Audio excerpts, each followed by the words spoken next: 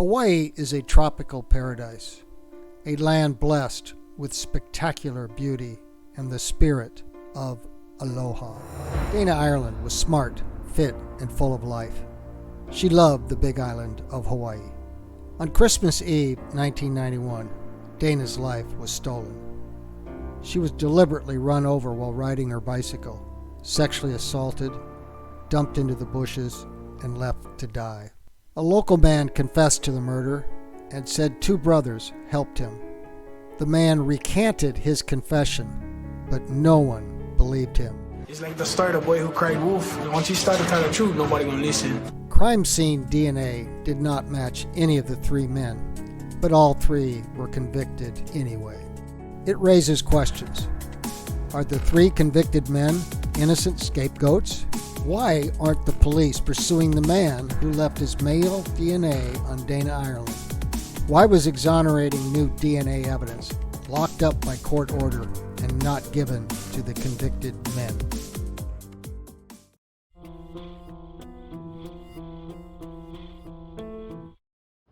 This is episode 4. We're going to look at what the constitutional guarantee of due process means. We're also going to see that Frank Pauline recants his confession and none of the forensic evidence implicates the three defendants.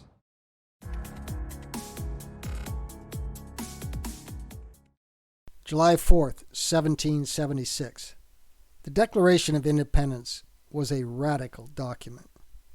It stated, in part, "We hold these truths to be self-evident, that all men are created equal, that they are endowed by their Creator with certain unalienable rights, that among these are life, liberty, and the pursuit of happiness."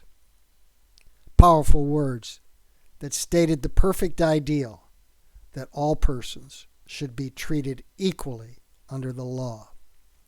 But in 1776, a full 1/6 of the colony's population was in slavery. The perfect ideal of all men being treated equally under the law moved closer to reality when 87 years later, the American president at Gettysburg stated, "Fourscore-and-7 years ago our fathers brought forth on this continent a new nation, conceived in liberty and dedicated to the proposition that all men are created equal. Now we are engaged in a great civil war, testing whether that nation or any nation so conceived and so dedicated can long endure." As we know, our nation did endure.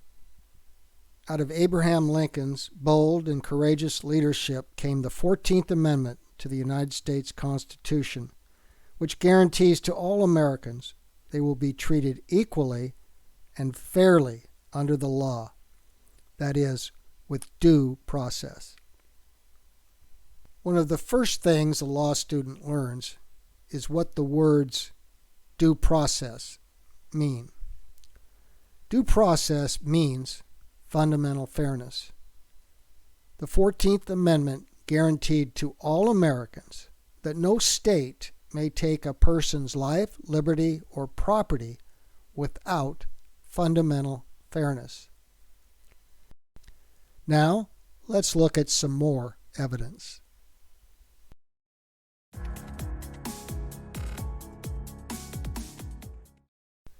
In June 1994, when Frank Pauline confessed that he and the Schweitzer brothers were involved in the murder, the police wasted little time in attempting to connect the three local men to the murder. The killer, or at least one of the killers, had bitten Dana on the left breast. The police obtained search warrants and teeth exemplars of the three suspects, Frank Pauline, Albert Ian Schweitzer, and Sean Schweitzer.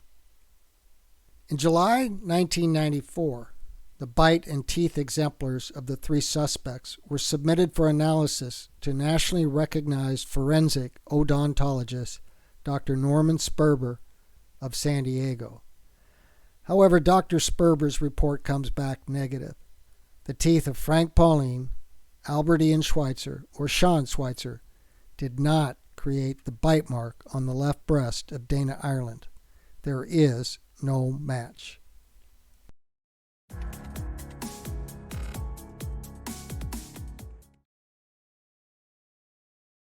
One week after Frank Pauline confessed in late June 1994, the police seized the Schweitzer brothers' 1957 Volkswagen Bug, which they had spotted at the Schweitzer residence. Frank Pauline had said the VW was purple. In fact, it had been purple during Christmas 1991. Albert Ian Schweitzer stated he painted his car yellow in March of 1992 because he didn't like the purple color. The Schweitzer VW had been purple all right, just as Frank Pauline had claimed in his confession. But there was a problem with the tires. They didn't fit the crime scene evidence. The Schweitzer 1957 Volkswagen Bug tires did not match the width, tread design, or brand of the tire marks found at both crime scenes. 1. The Schweitzer VW Bug tires were approximately 5 inches wide. The crime scene tracks were 8 inches wide. 2.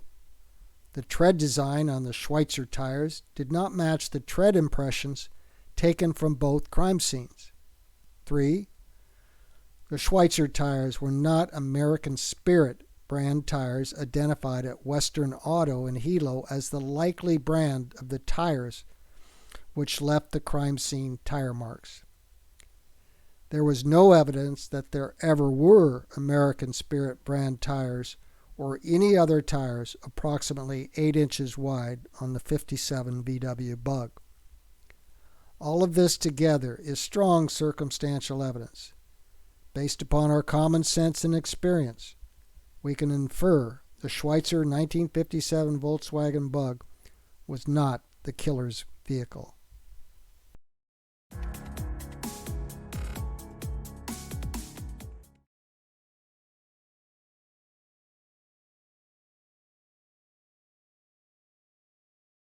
Police felt there may have been paint transfer from the motor vehicle which hit Dana Ireland onto her bicycle.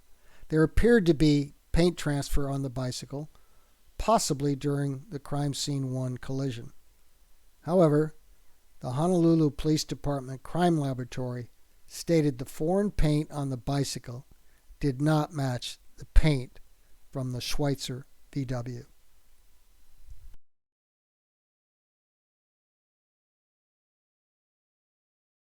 The police went over the VW with a fine-tooth comb.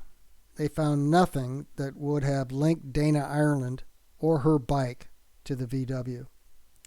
They did not find any evidence that the VW was involved in the crime. In fact, 3 eyewitnesses at crime scene 1 had seen a shirtless man with a 1970s pickup truck. A 4th witness had also seen a shirtless man in a 1970s pickup truck speeding away from crime scene 2.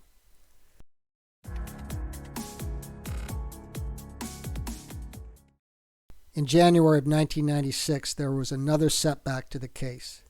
Frank Pauline recanted his confession. Here's what he said in an interview about his confession. They believed my lies. What can I say? I'm a good liar. I cannot undo what I did. You know what I mean? I was wrong in the first place for lying and hurt plenty of people. Pauline claimed he had lied to get himself out of the Oahu prison where drug dealers were threatening his life. He also said he wanted to help his half-brother, John Gonzalez, get off of a drug charge. Here is Detective Guillermo in a 2004 A&E Channel interview. He did mention that John was about to stand trial for a drug case that he had, and he had hoped that maybe him providing some information may help John in the case. In a 2004 interview with A&E, Frank Pauline stated, I love my brother, you know what I mean? But yet I was kind of scared, but I told him, whatever, you know what I mean? What you like me do? He said, just keep watching the news whenever they talk about the case. At his 1999 trial, Frank Pauline claimed he had falsely confessed because he wasn't paying his drug dealers in prison and they were threatening his life. Also, he wanted to help his brother, John Gonzalez, who was facing a criminal charge for drug dealing. Make us start out, help him, help myself, before I end up getting killed. During his trial, Frank Pauline stated that he was now telling the truth. I don't care if anybody believes me. That you are a murderer. I don't care if anybody believes me. The main thing is I'm speaking the truth. That's all I care about.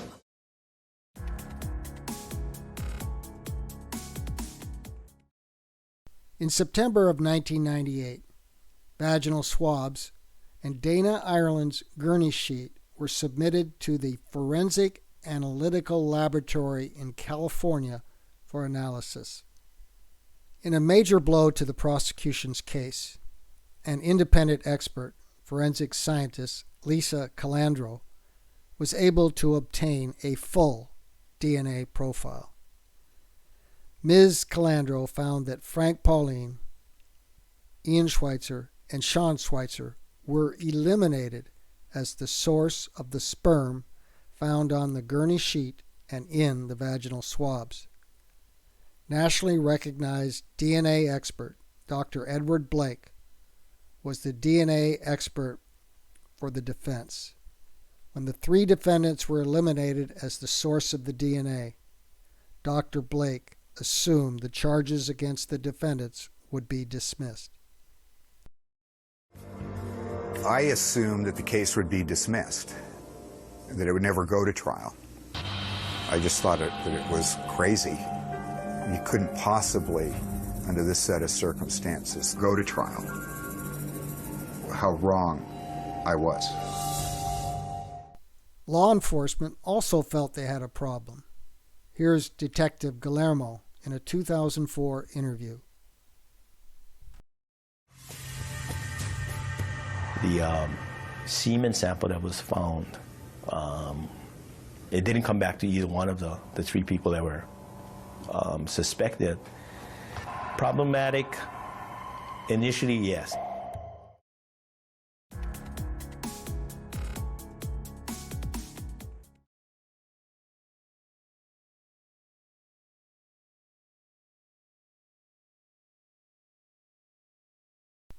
In February of 1999, over 7 years after the murder of Dana Ireland, Deputy Prosecutor Lincoln Ashita stated that law enforcement had consistently believed that a fourth person may have been present and participated.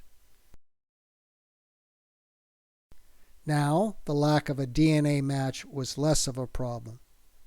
There must be a fourth perpetrator that Frank Pauline had not identified in his confession who left the DNA. Also, 7 years after the murder, in the spring of 1999, 6 new witnesses came forward.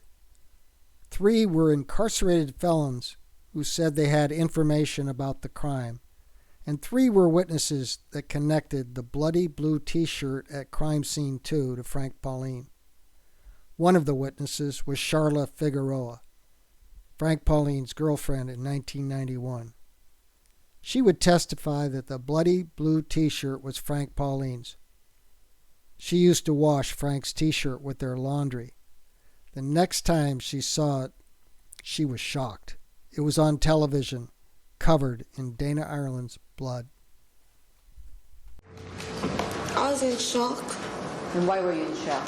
Because that's the first time I found out that he was a suspect for this case. This ends Episode 4. In Episode 5, we'll look at the wrongful conviction climate on the Big Island in the 1990s. We'll see a community in fear and with a deep mistrust of their police department.